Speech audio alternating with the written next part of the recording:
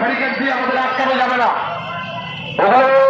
প্রশাসনের যারা রয়েছেন তাদেরকে বলছি, এগুলো ব্যারিকেড দিয়ে এসএফআই ডিওয়াইএফআই মহিলা সমিতিকে রোখা যায়নি।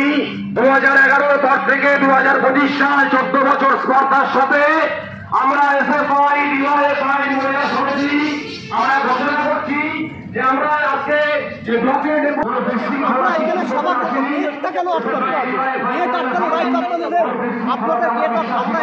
করছি আমরা তো বলিনি আমরা কোনো আমরা অ্যান্টি সোশ্যাল না কেউ আমরা কেউ আমরা ইনফরমেশন দিতে আমাদের প্রতিনিধিরা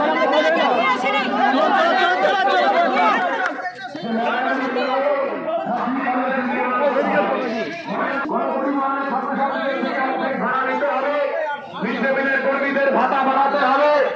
ময়নাগুড়ি কলেজে দীর্ঘদিন নির্বাচন বন্ধ রয়েছে, ছাত্র সংসদ নির্বাচন পুনরায় চালু করতে হবে। এই কমরেড, এখানে সবাই দাঁড়াবেন, সভা চলবে। আমরা অত্যন্ত দায়িত্বশীল ছাত্র যুব মহিলা সংগঠনের পক্ষ থেকে এসেছি। পুলিশ প্রশাসনের কাছ থেকেও আমরা অনুরোধ করছি, আপনারাও আপনাদের দায়িত্বশীলতা বজায় রাখবেন। এখান থেকে কোনো কমরেডরা ফিরে যাবেন না।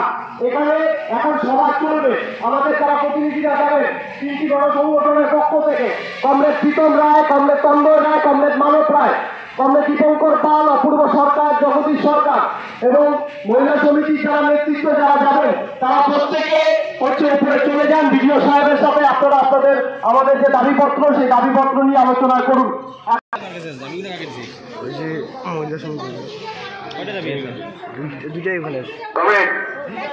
যারা প্রতিনিধি টিমের সদস্যরা আপনারা উপরে প্রবেশ করুন, সাথী সভাপতি ও অন্যান্য কমরেড।